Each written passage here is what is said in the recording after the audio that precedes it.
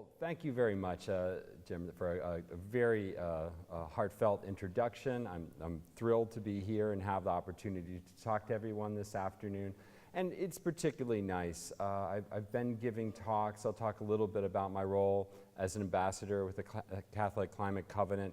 I've been in this role for about 5 years now, creeping up on my 5th year anniversary.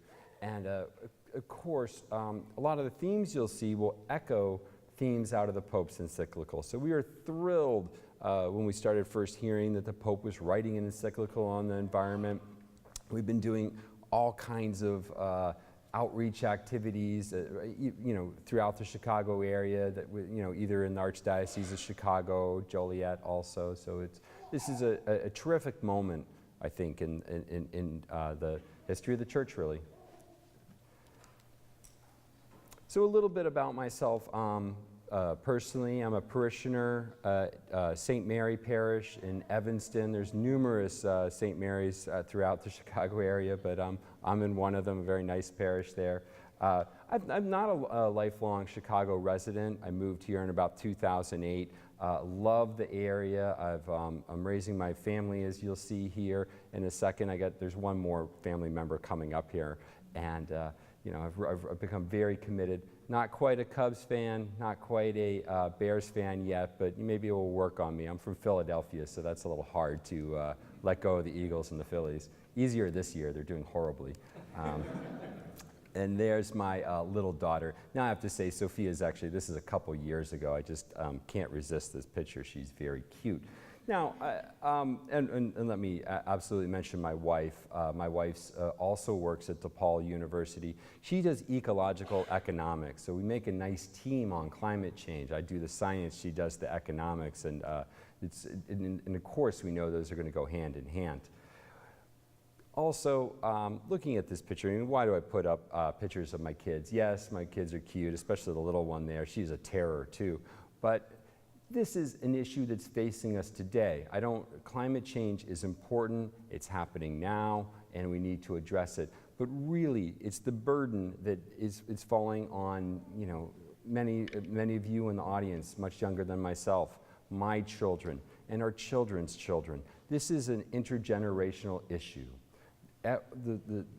By not taking action now, we're putting increasing burdens on the generations that are coming behind us. So I think that's an important perspective and resonates very strongly with the Catholic perspective. So, there's the little one. I thought I had her up there.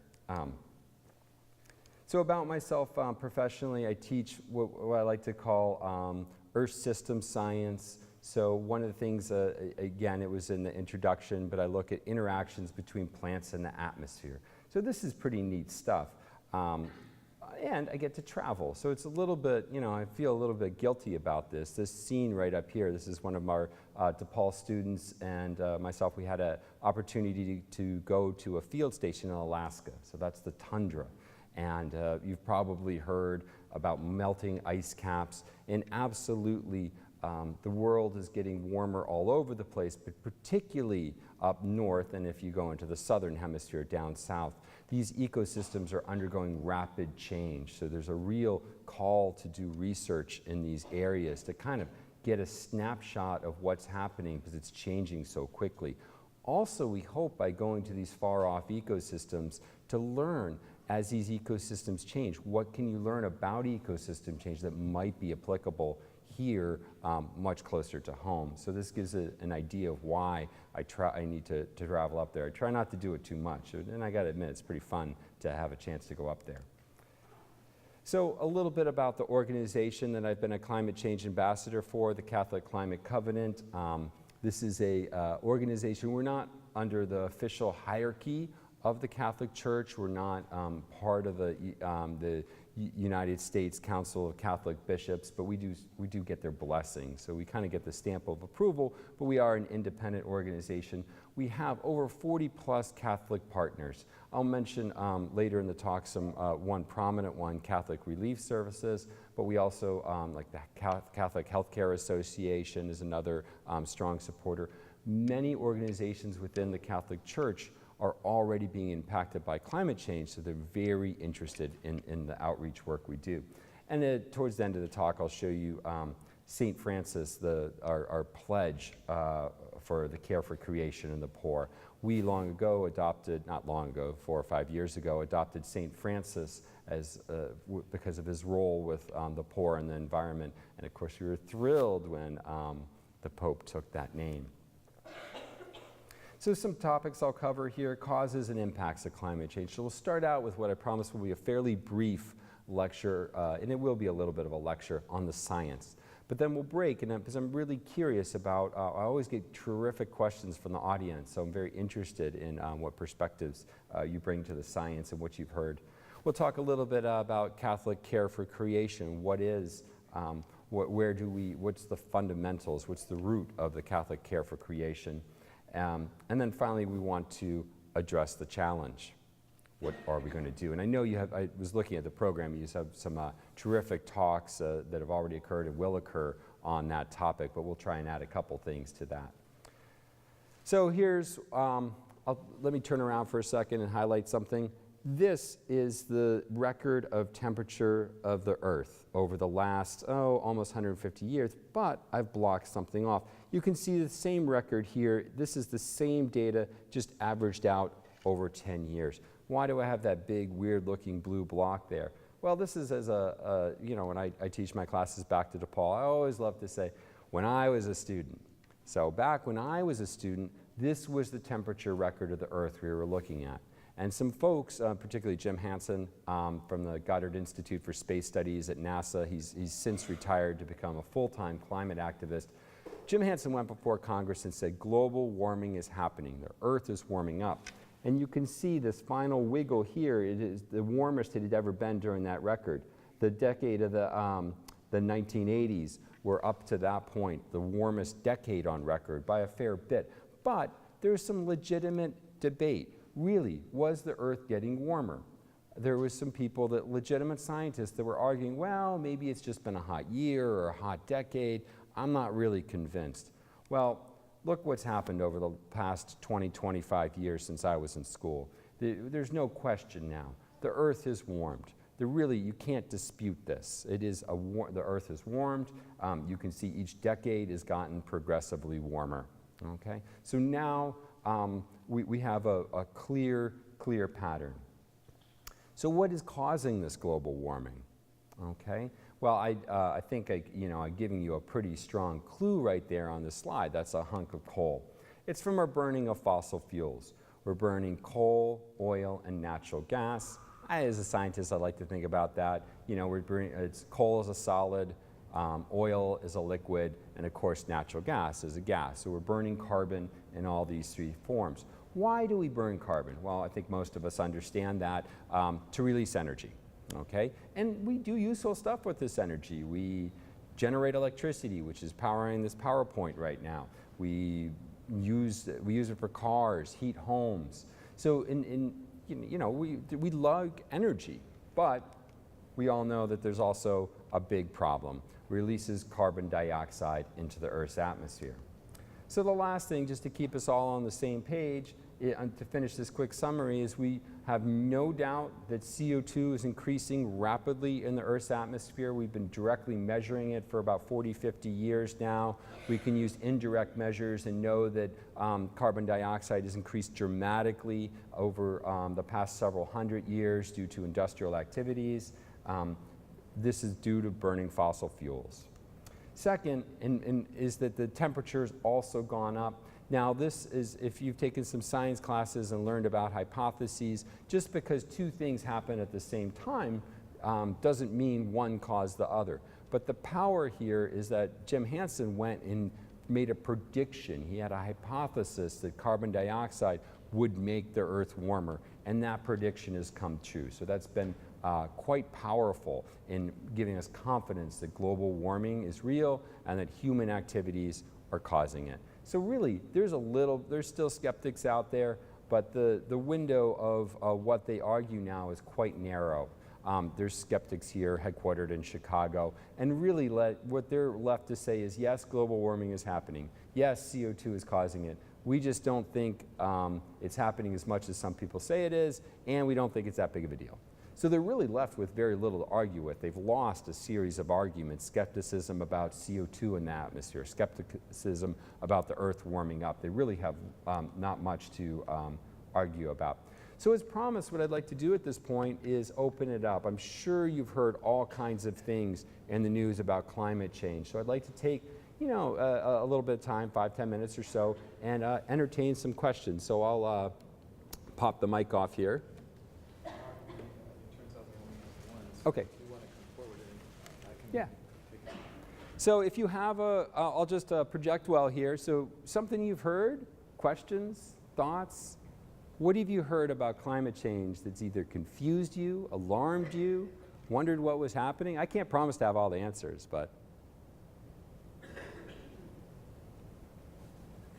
Excuse me, we talked about it in the last session about, you know, I hope we haven't gone too far, but what kinds of things can we do to reverse this? Because I do believe that. You know. Sure. So I think, yeah, let me repeat. So I think maybe it's a two-part question. One, have we gone too far, and what can we do to reverse the process? So simply, have we gone too far? There are absolutely some scientists out there that would say, yes, we have gone too far. They talk about the idea of a tipping point. You kind of push, and we've pushed so hard that the system is now falling off a cliff, is the way to visualize it. I try and be a little bit more optimistic. I know some of my colleagues have become absolutely, actually depressed over this issue. And I think we've done a lot of harm. I don't want to minimize it, but I do think there's time is left. I do think there's time that is left. What can we do to, quote, reverse it? Well, that's more difficult. Unfortunately, when we put carbon dioxide up into the Earth's atmosphere, it stays there. One of the world experts on how long it stays there is David Archer at the University of Chicago. And he would tell you hundreds, maybe thousands of years, okay? So for our point of view, it's stuck up there. Are there ways we can take CO2 out? There are some scientists working on sort of, I would call them Star Wars-ish type solutions of taking CO2 out of the atmosphere. The only good way we know is the natural way, plants. Plants do photosynthesis. They grab CO2 out of the atmosphere. Now, most plants then die and return it. So what you need to do is to say, grow a tree. Great, you take CO2 out of the atmosphere, but then you got to do something with that tree, because if it's left to fall and rot, the CO2 goes back. So there's discussions about taking trees, burying them underneath the ground. We'll see. What we can do is stop putting CO2 into the atmosphere. So we got to start with that, and we're not doing a good job, unfortunately, with that first step. Yeah, solar energy is great. I'm not an expert in alternative energies, but you know, solar has come a long way in the last 5 years. Even we've seen really good progress on solar energy. There's a lot of good alternatives. We just need to get going. One thing I would say is there doesn't seem to be one magic bullet out there. We're going to need a range of solutions, and I'll talk about. I close the talk with one I think that's kind of interesting. So some other science questions. In discussions with naysayers I've had, they talk about the fact that we're overstating the human impact, so that if we look back over hundreds of years, there's sort of a natural ebb and flow of the warming and the cooling of the Earth, and that this is just all part of how it works. So how do you respond to that? Yeah, thank you. I mean, a couple ideas there. One is it overstates the impacts on humans, and two, that this is a natural cycle. Well, I'll start with the second half, because we can really reject that now. We know the natural cycles. We're very confident the warming we're seeing is outside the range of those natural cycles. Sure, if you go back to when dinosaurs roamed the Earth, yes, it was warmer. Of course, where I grew up in South Jersey, if you were around when dinosaurs roamed the Earth, that was underwater, okay? So sure, there were times when the Earth was a lot warmer, but there were no ice caps, and big chunks of in fact, most of the central United States was underwater during the age of the dinosaurs. I have a colleague at DePaul who digs up shark fossils in Kansas, okay? So, I mean, the Earth has changed quite a lot. The other part, the impacts, well, okay, we can sit there and say, well, is it going to be this bad or is it going to be that bad?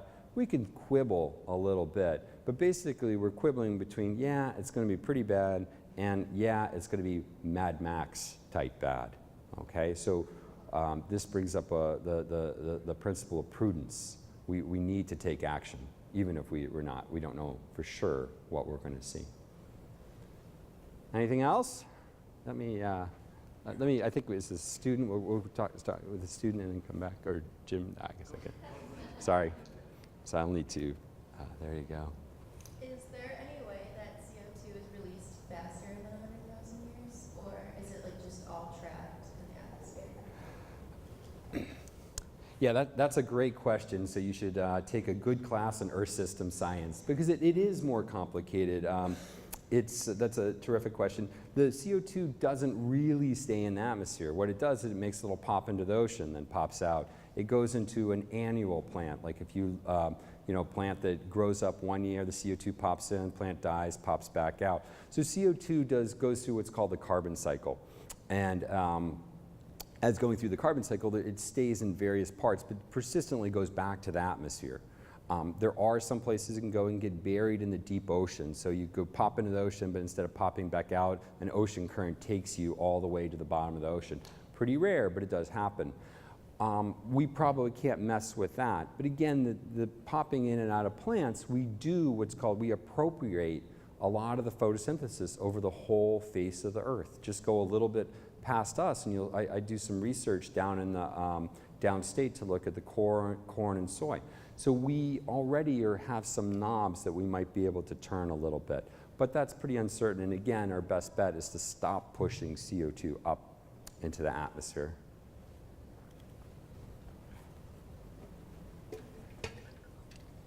My question is about the role of the production of meat and animals in global warming. Okay. I've heard some things about Sure. it, but I'm not sure. Right. This is the role of agriculture in general, and particularly in meat production. Okay, my wife is mostly a vegetarian, flexitarian. I still eat some meat. I try and limit it. There's no doubt there's a couple obvious roles. We know that cows do emit a very powerful greenhouse gas called methane. So not the same as CO2, but they release methane into the atmosphere. And certainly that contributes to climate change. So, and just agriculture too uses a lot of water. That tends to exacerbate climate change. You're growing a lot of crops that then get shipped around and fed to cattle. All this contributes. That being said, a lot of students walk into my class and say eating meat is causing 50% of climate change. That ain't true. But it is probably a big percentage, okay? The US EPA, and this is a hard number to pin down, they say agriculture in general contributes about 10%. So very significant, but I do think it sometimes then gets overplayed. I've had students go and look at the literature, and you'll see a little bit, there's people with agendas on both sides on this, so it's a little bit more difficult. As part of it, what counts as agriculture, right? I mean, you have a farmer. Do you count all the emissions of the farmhouse? I mean, do they count towards part of the agriculture? It gets pretty fuzzy how you do the math there, and it's some math. You just include everything in our agriculture, and you get humongous numbers. But a good question. Maybe one more before we. I could talk about it. Are colleges teaching alternatives and getting students ready to go into the clean energy fields? Yeah, so what's the role of colleges? Are they? And I mean, I think the clear answer there is yes and no. I mean, I'm sure probably at Lewis, like at DePaul, you can take a curriculum where you'll get a lot of good information. You probably get good information on the science side, you could get good information on the business side, on the social side. Communications is key. I mean, taking this Catholic perspective on climate change. On the other hand, I think there's a lot of places, and DePaul included, where you could go and ignore the issue. You could take 4 years and never hear about climate change. You just don't take those courses. Your major doesn't intersect with it. You don't take electives. You probably have a gen ed requirement. So I think it's a mixed bag. I think the information's there, but for example, DePaul does not require an environmental or sustainability perspective in any particular course. Through our gen ed requirement, you can take courses that cover it, but you're not required to. So I think the potential's there. I think most universities are trying to go in that direction, but I think there's a lot of work to be done. Excellent.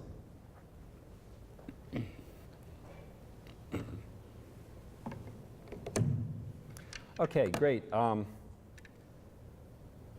So we're going to talk a little bit about the predicted impacts of climate change.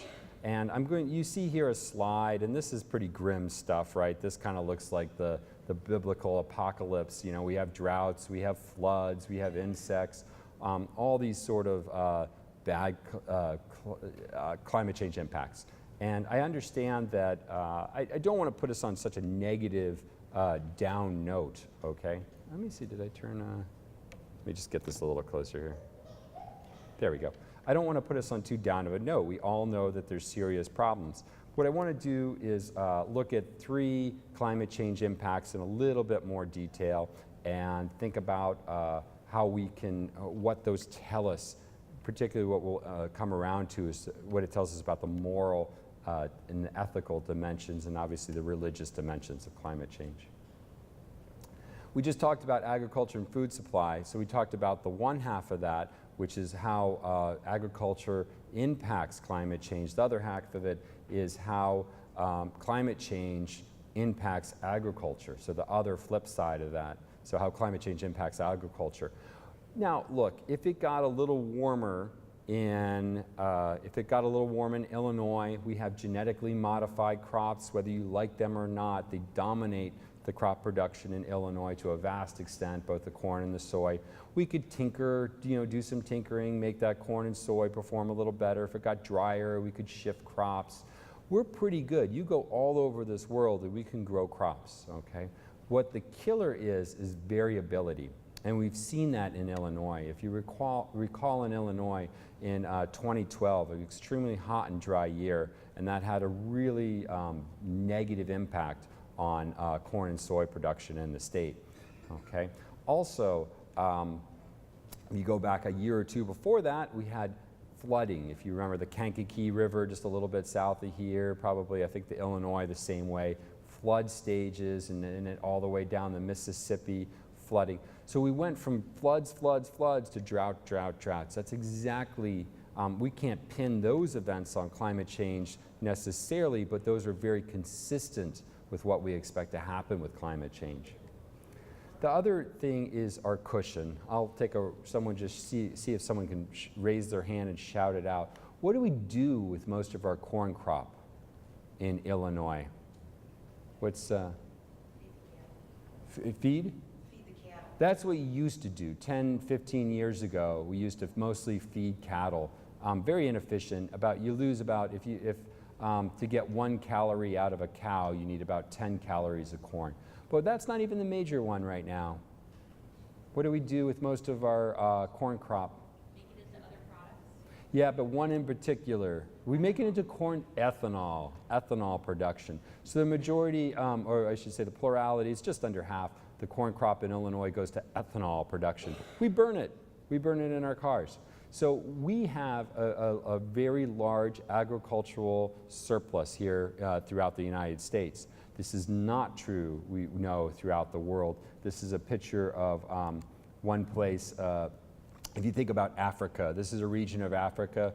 You know that there's the Sahara Desert in Africa. You also know that there's the rainforest of Africa. This is the place that sits in between. It gets seasonal rains, but persistently those seasonal rains haven't been doing what's expected, and these are countries then have become dependent on imports for agriculture, which raises social justice issues. So agriculture is a big issue. We're insulated from it to a little bit of extent. I'm not saying not to worry about it, but we're not on the front lines. The next is heat waves. Now I understand for students in this room, let me just snap these up. Students in this room, 1995 was probably about when you were born, but ask your parents if they grew up in this area. 1995 was a horrendous heat wave in the Chicago area, a bit worse than that one that I was mentioning that hit us recently in 2012. The air temperatures were just a little bit warmer in 1995. The killer was the humidity, and literally it was a killer. What happened was throughout the Chicago area, it got hot. What do you do at your house? Well, I just heard it go off. What do we do when it gets hot? Well, we turn on the air. So that's what's happening in here. The air's cycling on and off. Well, everybody in Chicago tried to put their air conditioner on at the same time. Didn't work. It brought down the power grid. So then we had this situation with and crime was quite bad in Chicago at that time. There were many elderly, poor, those that may have been on the edge of the social services network. Maybe people were checking on them once a week. While they were locked into their apartments, they were scared, they had their windows shut, their air conditioners weren't working, and literally the numbers would tell us that about almost 500 people died in that situation. That's 1995. I understand that might seem like a long time ago, but it doesn't seem like that long a time ago to me, and that's right here in Chicago. And that's because we didn't have the institutional capacity to reach out to these folks. Now, we put a Band-Aid on that. We have better mechanisms in place, but it shows us our vulnerability to climate events. In particular, it shows us who is most vulnerable in those climate events. This one is much further from home, landslides. Typically not a problem in the United States, I usually used to say, but we just within the last couple years, a really nasty landslide occurred in Washington State and killed some people tragically. Obviously not an issue here in the Chicago area, but if you go down to, if you've traveled in Latin America, if you travel in Central and South America, landslides can be devastating. And what's the dynamic there? First, again, climate change. It's these swings. It's the drought followed by floods. That's what causes the landslides. And that's exactly what we predict to happen with climate change. More droughts, more floods. Tying it all together then is the fact that who's getting hit hardest by these landslides? Well, if you travel to Rio de Janeiro in particular and some other cities in South America and particularly in Brazil, what you'll see is the relatively well-to-do are living on the bottomlands. And on the hill slopes are what are called the favelas, basically the slums, where people have made, started with tent cities. They've become a little bit more structured at this point, but they're living on these very unstable hill slopes. And when the landslides occur, then again, it's the poor and the marginalized that are most vulnerable. So now, to wrap it up, I think this is pretty obvious where I'm going. The poor and the vulnerable face these disproportionate impacts with climate change. They're the ones that are on the front lines out there. Again, just a couple more quick examples. We saw this with Hurricane Katrina. We just hit the 10th anniversary of Hurricane Katrina. Who suffered the most at Katrina? The poor, the largely African-American 9th Ward. That's where most of the fatalities occurred. Same thing happens flooding in Bangladesh when a cyclone, same as a hurricane, just a different name. When the cyclones come through in Bangladesh, that's where you see, and it's a very poor country, and you have thousands die. It's really bad. So the last half, and to return us really to a Catholic message now, is who is most responsible for these emissions? And it's the affluent. And this is true whether we're talking within a country like the United States, also true if we're looking worldwide. So the affluent are most responsible, the poor and vulnerable are the ones on the front lines. And this is one of the headline messages of social justice that comes out of the encyclical. So let's look at and talk about this. So we'll go quickly through some topics here. Foundations of Catholic Care for Creation, talk about where in the Catholic faith tradition, where we have this, where it comes from. Talk a little, just very briefly about Catholic social teaching. Probably some of you have classes where this has come up as a big issue. We'll just show quickly the connection there. And then finally, I think, where we probably really want to spend some of our time, what can we do? What's the message? Taking away this message, what's our next step? So obviously, and again, read the encyclical for more on this, but our faith tradition starts obviously with the first book of the Bible, Genesis.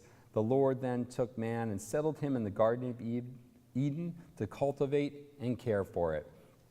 Very clear language. That's the old King James language. I use it because it so resonates in our Western culture. Now, of course, in the Catholic tradition, we use a gender-neutral or gender-inclusive reading of that.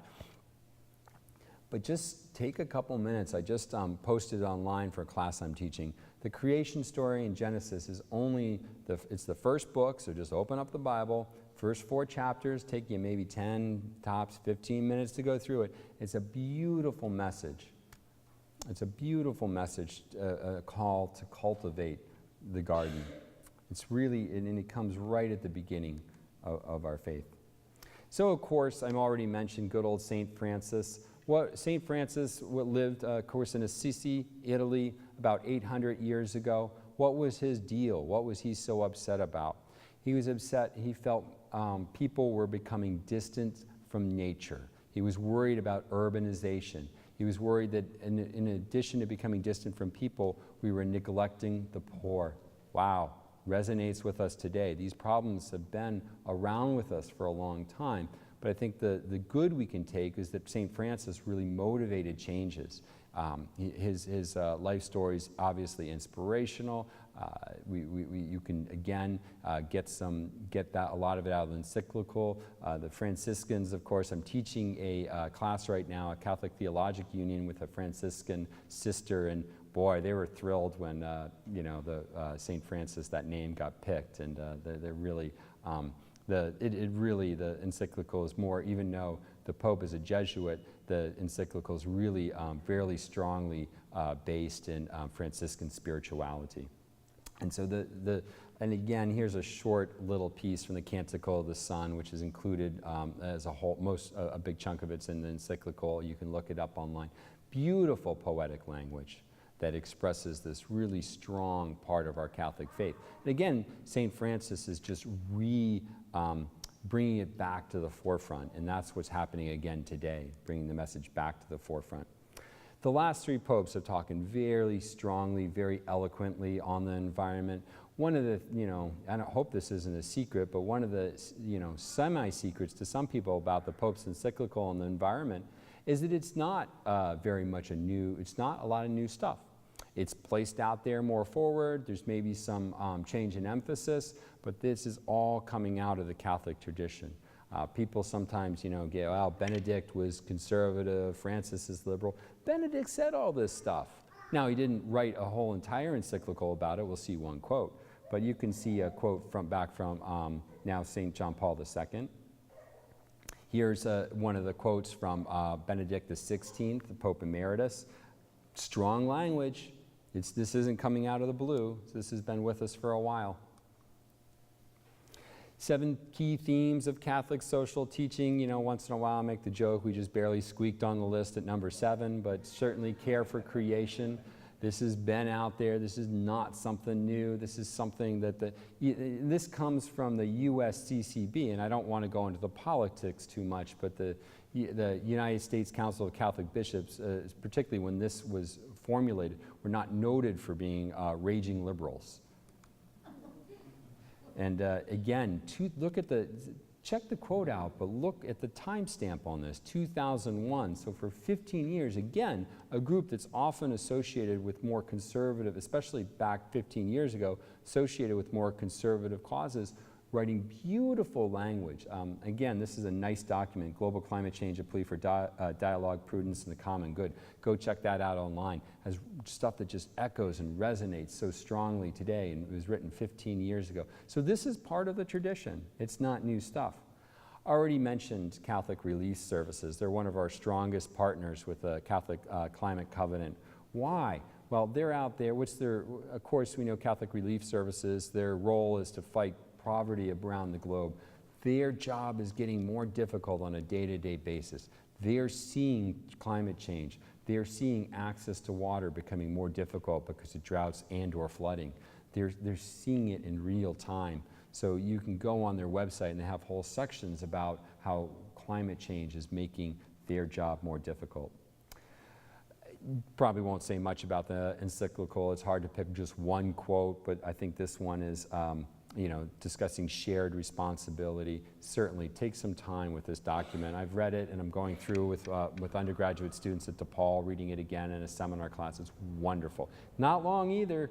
I'm teaching, we're only on quarters, 10-week course. I do a 1 chapter a week. That's like 30 pages of reading. I mean, that's nothing. I mean, I'm sure you get classes where you get reading like that. The encyclical is only that big, start to finish. It's only paginated the way I have it. It's only 140 pages or so. So let's turn to the last section. Let's get a little, we know what the problem is. We know the science. We understand the Catholic perspective on it. And let's see if we can come up with some actions from this Catholic perspective. So individuals and his parishes. So we have, again, I mentioned the St. Francis Pledge, and this is something, I think this is about 5 years ago, it came out with the Catholic Climate Covenant 6 years ago. And we broke it down into 5 steps. Pray, learn, assess, act, and advocate. So that's the stages we think that is a great model for going through and addressing this problem. So as you think about what can you do about climate change, this is a good template to go on it. Now, I think, of course, we're all learning today, I hope, but I think that to get to these next, assess our contribution to the problem and the contribution to society, and then act and advocate, and that's really where the rubber meets the road. So let's talk about some tangibles. This is from the DePaul campus, is a statue of Father Egan, and I'm sure you can't read the subscript underneath, but he's holding his hands, kind of oversized hands like this. What are you doing for justice? So what can we do? First, you know, there's a lot of things we can do, but it's almost we start with what we shouldn't do in a sense, and it's consumption of resources. This is really the place to start. When we think about Catholic social teaching, consuming less is where we'll start. And I'll get back to that in the next slide. There's also a lot of low-hanging fruit. I usually give some examples about driving around a Hummer, like versus, you know, going from a Hummer to a more fuel-efficient Ford Explorer actually saves you more gas than going from a Honda Accord to a Prius.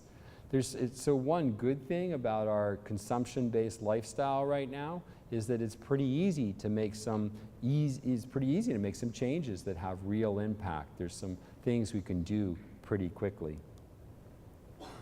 So I always like this one. You know, you go to the grocery store. Well, do you want paper or plastic? And you can, you know, nowadays we, I guess, decided that plastic isn't good. Chicago has banned it. I don't know if any of the local towns around here have had a plastic bag banned, but in Evanston, also where I live, they're banning plastic bags. Well, here's the deal. You can go through, and this is an older website, but it goes through, you know, page after page of which is better, paper or plastic, who's better, kind of hard to tell. Well, it turns out that's not the real message we should be taking away. It's not what you put in that bag.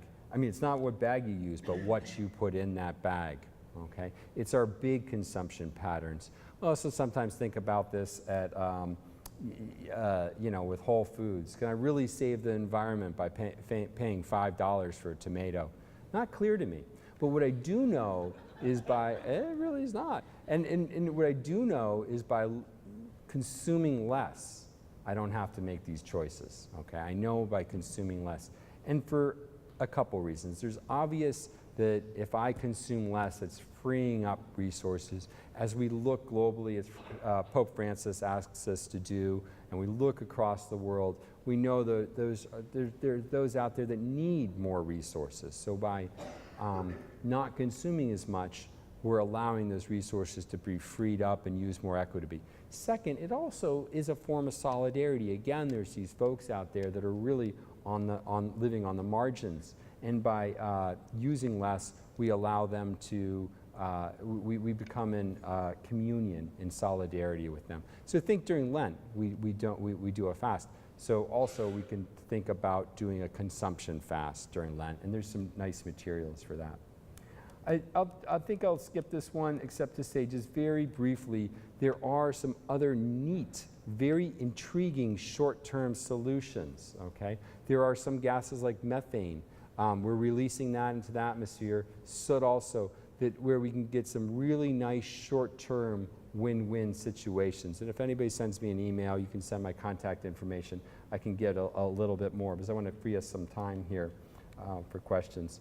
Resources are pretty straightforward here. The Catholic Climate Covenant, we have website, of course, Facebook, Twitter. I'd really just do a quick, if you type in CatholicClimateCovenant.org, we come up pretty quickly, Catholic Climate, on a web search. a lot of information, a lot of resources that you can take forward. I'd really recommend, I've said it several times, but the Pope's encyclical on the environment is tremendous, just so rich. And not, doesn't, you can read it forever, but again, it's not that long. So what I'd like to do now is break it out and take some more questions. I'd be really interested in solution-based questions. What do you think? Do you have questions about where we could move things forward and what else we could potentially do?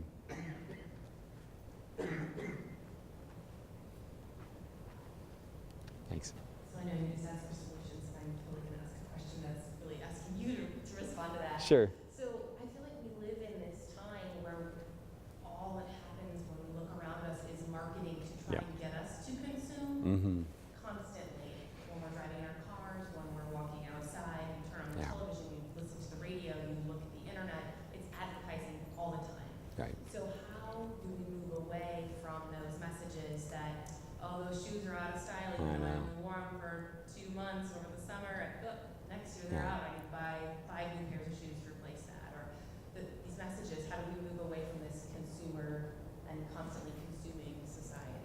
Right, right. Yeah, thank you. That's a tremendous question, because obviously it's very, very easy to get caught up in that. So I think the Pope would say, go to church. When we put consumption and image, why are we doing that? It's okay. We're not, he's not recommending, I'm not recommending we go, wear sackcloths or anything like that. But when we've let that culture of consumption, conspicuous consumption, take over our lives, you need to the one good thing is you slip into it, but once you start pulling yourself out, it becomes pretty apparent and almost ridiculous.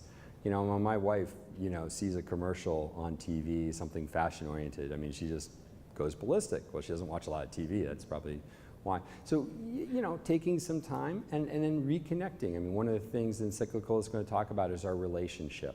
So the more time you take to have a relationship, read a book, nature, obviously service projects, and that all gets you away from it. And the good thing is once you start to just make that little, it's so easy to go that way, but it's kind of nice. It's just as easy to start coming back. And we're not asking, again, we're not, we don't need to go crazy. But once you start thinking about, I don't need to do that. I think that's a great point. Yeah. I'm sorry, that's Oh, is it? all Okay. the time we have. Oh, okay. Dr. Potosnik. Let's thank Dr. Potosnik. Yeah.